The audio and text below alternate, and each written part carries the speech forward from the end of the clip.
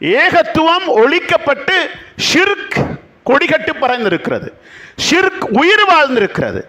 எனவே எங்கெங்கே எல்லாம் ஏகத்துவம் ஒளிந்து ஷிர்க் தலையெடுக்கிறதோ, இடைவைத்தலின்பால் மக்கள் செல்லுகின்றார்களோ, அந்த சந்தர்ப்பங்களில் தான் அல்லாஹு தஆலா அந்த சமுதாயத்துக்கு நபிமார்களை தேர்வு செய்து அவர்களுக்கு அனுப்புகின்றார்.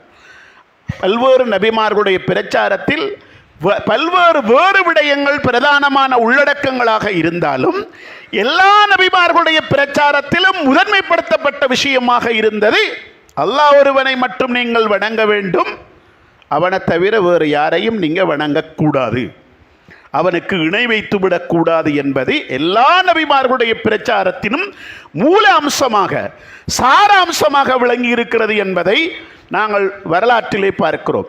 ஆக அன்புக்குரிய சகோதரர்களே, 1,24,000 நபிமார்கள் இந்த உலகத்துக்கு வந்தார்கள் என்று நாம் வைத்துக்கொண்டால் 1,24,000 தடவைகள் தௌஹீது மாசுபடுத்தப்பட்டிருக்கிறது. தௌஹீதுடைய இடத்தில் ஷிர்க் கோலோச்சி இருக்கிறது, ஷிர்க் உயிர் பெற்றிருக்கிறது. எனவே அந்த ஷிர்க்கை அழிப்பதற்குத்தான் நபிமார்கள் வருகிறார்கள். திரும்ப ஒரு நபி வந்து தந்த உலகத்தில் பிரச்சாரம் செய்து அவர் இந்த உலகத்தை விட்டு போனதுக்கு பிறகு மீண்டும் ஏகத்துவம் படிப்படியாக செல்வாக்கு இழந்து திரும்ப மீண்டும் மீண்டும் ஷிர்க் எழுகிறது. அதற்கான முயற்சியை, அதற்கான எல்லா வகையான உத்திகளையும் ஷைத்தான் செய்து கொண்டிருக்கின்றான். ரசூல் ஸல்லல்லாஹு அலைஹி வஸல்லம் அவர்கள் இறுதி நபி, அவர்களுக்கு பிறகு நபி வரமாட்டார்கள், மறும நாள் வரைக்கும் இன்னும் ஒரு நபி வரப்போறல்ல என்ற ஒரு நிலை இருக்கிற போது ஷிர்க்குடைய வேகமும் வளர்ச்சியும் நிச்சயமாக இருந்து கொண்டு தான் இருக்க போகிறது. உலமாக்கள், மார்க்கத்தை கற்றறிந்தவர்கள் இந்த பணியை தெளிவாக செய்ய தவறுகின்ற போது, அல்லது அந்த பணி வீரியம் குறைந்து விடுகிற போது, அல்லது அந்த பணி செல்வாக்கிழந்து விடுகிற போது நிச்சயமாக ஷிர்க்குக்கான பாதைகளும் வழிகளும் திறக்கப்பட்டு கொண்டே இருக்கும்.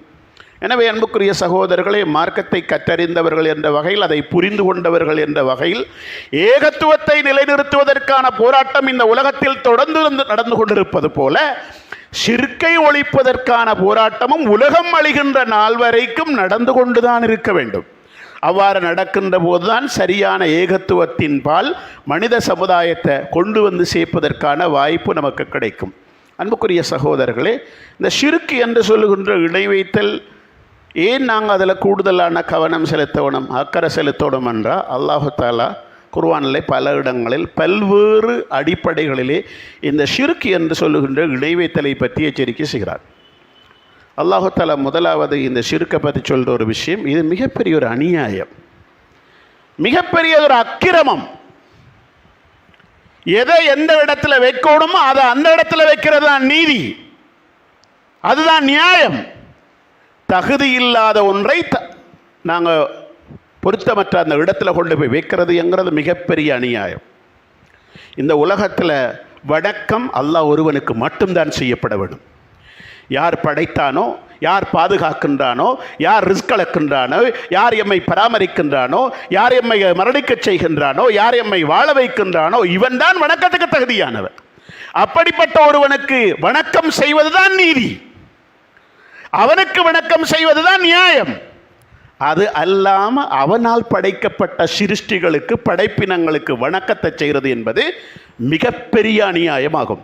அல்லாஹு தஆலா குர்ஆனில் சொல்கிறான், இன்ன ஷிர்க லதுல்முன் அதீம், நிச்சயமாக இணை வைத்தல் என்பது மிகப்பெரிய அநியாயமாகும். இதுக்கு மேல ஒரு அநியாயம் இந்த உலகத்தில் இல்லை என்று சொல்ற அளவுக்கு மிக உச்ச நிலையில் இந்த உலகத்தில் ஒரு அநியாயம் இருக்குமாக இருந்தால் அல்லாஹ்வுக்கு இணை வைக்கிறது தான். ஏனைய பஞ்சமா பாதகங்கள், பாவகாரியங்கள், அநியாயங்கள் தான். ஆனால் அந்த அநியாயங்களிலெல்லாம் மிகப்பெரிய அநியாயம் ஷிர்க். ரசூல் ஸல்லல்லாஹு அலைஹி வஸல்லம் அவர்கள் கேட்பார்கள், உங்களுக்கு தெரியுமா அக்பருல் கபாயிர், பெரும் பாவங்களுக்கெல்லாம் பெரிய பாவம். பெரும்பாவங்கள் என்று சொன்னாலே பயங்கரமானவை.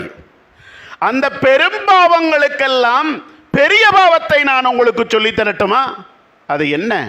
அல்லாஹு தஆலா உன்னை படைத்திருக்க அவனுக்கு இணையாக இன்னும் ஒன்று இருப்பதாக நீ கருதுவது, அவனுக்கு வழிபாடு செய்யாமல் அவன் அல்லாத படைப்பினத்துக்கு நீங்க வழிபாடு செய்வது, இதுதான் அநியாயங்கள்ல மிகப்பெரிய அநியாயம், பெரும் பாவங்களிலே தலையாய பாவம் என்று அல்லாஹ்வுடைய தூதர் ஸல்லல்லாஹு அலைஹி வஸல்லம் அவர்கள் கூறுகின்றார்கள்.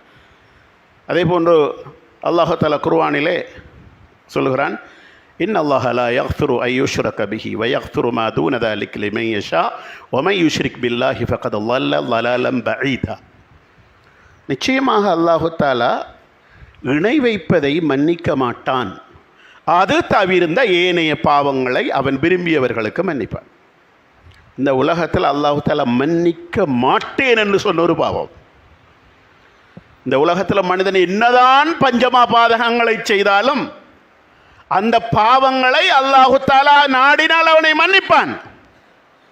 அவன் கொலை செய்திருக்கலாம், கொள்ளையடித்திருக்கலாம், விபச்சாரம் செய்திருக்கலாம், இன்னபிற பஞ்சமா பாதகங்கள் இதை செய்திருந்தாலும் அல்லாஹ் தஆலா நாடினால் அதை மன்னிப்பேன் என்று சொல்கிறான். ஆனால் நிச்சயமாக இந்த இணை வைத்தலை, எனக்கு நிகராக என்ற சக்தியை என்ற ஆற்றலை இன்னும் ஒருவருக்கு இருக்கிறதாக நம்புறதை, எனக்கு செய்ய வேண்டிய வழிபாட்டை இன்னும் ஒருவருக்கு செய்வதை நான் ஒருபோதும் ஒத்துக்கொள்ள மாட்டேன் என்று சொல்லி அல்லாஹ் தஆலா மன்னிக்காத குற்றம் என்று இந்த இணை வைத்தலை பற்றி பேசுகிறார். அதனால் நம்ம மற்ற பாவங்களை எல்லாம் கதைக்கிறத பார்க்க கூடுதலாக இந்த பாவத்தை பற்றி சமூகத்துக்கு கழிச்சு கொண்டிருக்கணும். ஏனென்றால் மற்ற பாவங்களை எல்லாம் செய்கிறவன் அதை பாவம் என்று நினைத்துக் கொண்டு செய்கிறான். இந்த இணை வைத்தலை செய்கின்றவன் இணை வைத்தலை பாவம் என்று செய்வதில்லை. பல சந்தர்ப்பங்களை அதை ஒரு வணக்கம் என்று, அதை ஒரு வழிபாடு என்று, அதை ஒரு மார்க்கம் என்று நினைத்துக் கொண்டு செய்கிறான். எனவே அவன் அந்த ஷிர்க்கிலிருந்து வாரத்துக்கு வாய்ப்பு குறைய. அதனால் கட்டாயம் நானும் நீங்களும் தொடர்ந்து இந்த விஷயத்தை பற்றி கதைச்சிக்கிட்டே இருக்கணும். இன்னும் அல்லாஹ் தஆலா சொல்கிறான், இன்னஹு மன் யுஷ்ரிக் பில்லாஹ் ஃபகத் ஹர்ரம அல்லாஹு அலைஹில் ஜன்னah வ மஅவாஹுன் நார் வ மா லில்-ஸாலிமீன மின் அன்சார். நிச்சயமாக யார் இணை வைத்து விட்டார்களோ அவர்களுக்கு அல்லாஹ் தஆலா சொர்க்கத்தை ஹராமாக்கி விட்டான். அவர்கள் செல்லுகின்ற இடம் நரகம்தான். இத்தகைய அக்கிரமக்காரர்களுக்கு யாரும் உதவி செய்ய மாட்டார்கள் என்று அல்லாஹ் தஆலா சொல்கின்றார். என்னுடைய விருப்பம், உங்களுடைய விருப்பம், பூராக இந்த முஸ்லிம் உம்மத்துடைய விருப்பம் எல்லாருக்கும் சொர்க்கத்துக்கு போகணும் என்கிறது. அல்லாஹ் தஆலா சொல்றான், யார் இணை வைக்கிறானோ அவனுக்கு சொர்க்கம் ஹராம். அல்லாஹ் தஆலா ஹராம் என்று சொன்னது. நானும் நீங்களும் 1000 ஹராம் சொல்லிவிட்டு புறவு நடந்து மாறி நடப்போம். ஆனால் இது அல்லாஹ் சொன்னது. யார் நிச்சயமாக இணை வைத்து விட்டார்களோ அவர்களுக்கு சொர்க்கம் ஹராம். எனவே என் தந்தைக்கு சொர்க்கம் ஹராமாகிவிடக் கூடாது, என் தாய்க்கு சொர்க்கம் ஹராமாகிவிடக் கூடாது, எனக்கு சொர்க்கம் ஹராமாகிவிடக் கூடாது, என் மனைவிக்கு சொர்க்கம் ஹராமாகிவிடக் கூடாது, என் பிள்ளைக்கு சொர்க்கம் ஹராமாகிவிடக் கூடாது என்ற கவலை நமக்கு இருக்குமாக இருந்தால் நாங்கள் குடும்பங்களுக்கு மத்தியில், உறவுகளுக்கு மத்தியில் செய்ய வேண்டிய இஸ்லாமிய பணியில் முதன்மையான முற்றுமுழுதான பணி இந்த இணை வைத்தல் தொடர்பாக நாங்கள் குடும்பங்களுக்கு கழிச்சுக்கிட்டு இருக்கோம். அன்புக்குரிய சகோதரர்களே, இந்த இணை வைத்தலை பற்றி நாங்கள் இன்னும் ஏன் கதைக்கணும் தெரியுமா? இணை வைத்தல் செல்கின்ற ஒருவருடைய நன்மைகளை அல்லாஹ் தஆலா ஏற்றுக்கொள்வதில்லை. யார் இணை வைக்கிறாரோ அவர்களுடைய நன்மைகளை அல்லாஹ் தஆலா ஏற்றுக்கொள்வதில்லை என்று சொல்கிறான். நபிக்கு அல்லாஹ் தஆலா சொல்றான், லைன் அஷ்ரக்த லயஹ்பதன் அமலுக். நபியே, நீ இணை வைத்தாலும் உன்னுடைய அமல் பாழாகும். அமல் ஏற்றுக்கொள்ளப்படுறது ஷர்த்து, இணை வைத்தல் இருக்கக்கூடாது. இணை வச்சு கலந்துச்சோம்னா அமல் பாழா போய்த்து. இணை வைத்தல்ங்கிறது ஒரு விஷம். எவ்வளவுதான் மற்றவைகள் நல்லதாக இருந்தாலும் அதுக்குள்ள ஒரு கொஞ்சம், மிகவும் சிறிதான அளவு அந்த விஷம் கலந்து விட்டால் இருக்கிற எல்லாமே பொழுதா போயிடும், ஒன்றுக்கும் ஆகாது. அதே மாதிரி இணை வைத்தல் செய்கின்றவர்களுடைய அமல்கள் அல்லாஹ் தஆலாவிடத்தில் ஏற்றுக்கொள்ளப்படுவதில்லை. ஆக அன்புக்குரிய சகோதரர்களை, இந்த இணை வைத்தலை பற்றி சமுதாயத்துக்கு நாங்கள் அடிக்கடி அதிகமாக கழிச்சுக்கொள்ள வேண்டிய தேவைப்பாடு இருக்கிறது. அன்புக்குரிய சகோதரர்களே, இன்றைக்கு நாங்கள் வாழ்கிற காலத்தில் இணை வைத்தல் என்பது நவீன வடிவங்கள் பெற்றிருக்கு என்பதை விட மீளுருவாக்கம் செய்யப்படுகிறது, புத்துயிர்ப்பு செய்யப்படுகிறது. எந்த இணை வைத்தல் எல்லாம் அழிக்கப்பட வேண்டும், ஒழிக்கப்பட வேண்டும் என்ற சமுதாயத்தில் போராட்டங்கள் செய்யப்பட்டதோ அந்த போராட்டங்கள் அப்படியே கால ஓட்டத்தில் மழுங்கடிக்கப்பட்டு மறக்கடிக்கப்பட்டு இணை வைத்தகள் புதிய புதிய ரூபங்களில் புதிய புதிய வடிவங்களில் இன்றைக்கு குடும்பங்களில் உறவுகளுக்குள்ள சொந்த பந்தங்களுக்குள்ள ஊருக்குள்ள உலாவிக் கொண்டிருக்கின்ற ஒரு துரதிர்ஷ்டமான ஒரு நிலையை நாங்கள் பார்க்கிறோம். இந்த இணை வைத்தல்களை எங்களுடைய வீடுகளுக்குள் கொண்டு வந்து சேர்ப்பதில், எங்களுடைய உறவுகளுக்கு மத்தியிலே கொண்டு வந்து சேர்ப்பதில் இன்றைக்கு இருக்கின்ற நவீன தொடர்பு சாதனங்கள் மிகப்பெரிய பங்களிப்பை செய்கிறது. நாம் ஒரு காலத்தில் அங்கே நடந்தையாம் இங்கே நடந்தையாம் அப்படியாம் இப்படியாம் என்று கேள்விப்பட்ட இணை வைத்தலை எல்லாம் இன்றைக்கு நம்மளோட வீட்டுக்கு இருந்து பார்க்குற அளவுக்கு நிலைமை வந்திருக்கிறது. எனக்கும் உங்களுக்கும் மார்க்கம் தெரிந்ததால் அது பிழை என்று தெரிகிறது. மார்க்கத்தின் அடிப்படையை சரியாக புரிந்து கொண்டதன் காரணமாக இவர்கள் எவ்வளவு அடிமுட்டாள்தனத்தில் மார்க்க விஷயத்தில் இருக்கிறார்கள் என்பதை நாம் விளங்கிக் கொள்கிறோம். ஆனால் நம்மட உம்மாக்கு அது விளக்கம் இல்லை, நம்மட சாட்சிக்கு அந்த விளக்கம் இல்லை, நம்மட பெரியப்பாக்கு அந்த விளக்கம் இல்லை. அவர் சுபஹானல்லான்னு சொல்லி மாஷா அல்லான்னு சொல்லி கேட்டுக்கிட்டு இருக்கிறார். எனவே இத்தகைய நவீன உத்திகளை கையாண்டு இந்த இணை வைத்தல் பரப்பப்படுகின்ற காலத்தில் இந்த இணை வைத்தலுக்கு எதிரான போராட்டமும் எல்லா வகையான உத்திகளையும் பயன்படுத்தி முடுக்கிவிடப்பட வேண்டிய கட்டாயமான காலத்தின் தேவை நம் எல்லோருக்கும் இருக்கிறது என்பதை நாங்கள் ஒவ்வொருவரும் புரிந்து கொள்ள வேண்டும். அன்புக்குரிய சகோதரர்களே, இன்றைக்கு சூபித்துவம் என்கிற போர்வையில், தரீக்காக்கள் என்ற போர்வையில், வஹதத்துல் வுஜூத் என்ற போர்வையில் ஷிர்க் இன்றைக்கு சந்தைப்படுத்தப்பட்டு கொண்டிருக்கிறது. அல்லாஹ் என்ன விஷயத்தை தடை செஞ்சானோ, எது இந்த சமூகத்துக்குள்ள வரக்கூடாது என்று தடை விதித்தானோ, எந்த இணை வைத்தல் இந்த சமூகத்துக்குள்ள வரக்கூடாது என்று இறை தூதர் ஸல்லல்லாஹு அலைஹி வஸல்லம் அவர்கள் போராடினார்களோ அவைகளெல்லாம் இன்றைக்கு இந்த போர்வையில் சமூகத்துக்குள்ள ஊடுருவி கொண்டிருக்கின்ற, ஊசலாடி கொண்டிருக்கின்ற ஒரு துரதிர்ஷ்டமான நிலையை நாங்கள் பார்க்குறோம்.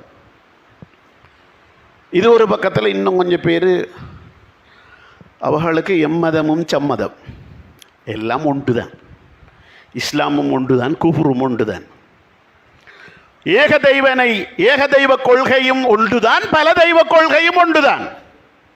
நாங்கள் அல்லாவை ஒன்று உண்டு சொல்லி வணங்குறோம், அவங்க பலது உண்டு சொல்லி வணங்குறாங்க.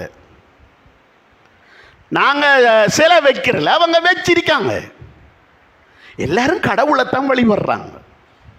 அப்படி என்று புரிந்து கொண்டு எல்லாத்தையும் ஒன்று மாதிரி பார்க்குற ஆக்கள்,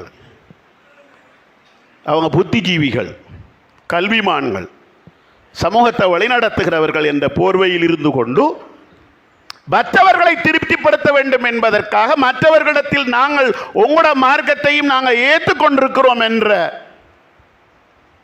அந்த பேரையும் புகழையும் பெற வேண்டும் என்பதற்காக இப்படியான எம்மதமும் சம்மதம் என்ற கொள்கையில் வாழ்ந்து கொண்டிருக்கின்ற பலரை இன்றைய சமூகத்தில் பார்க்கிறோம். அவர்கள் மார்க்கம் பற்றி ஆழமான புரிதலும் விளக்கமும் இல்லாததன் காரணமாக இந்த இணை வைத்தல் சார்ந்த விடயங்களுக்கு சோரம் போய்கொண்டிருக்கின்ற ஒரு துரதிர்ஷ்டமான நிலையை இன்றைக்கு நாங்கள் பார்க்க முடிகிறது.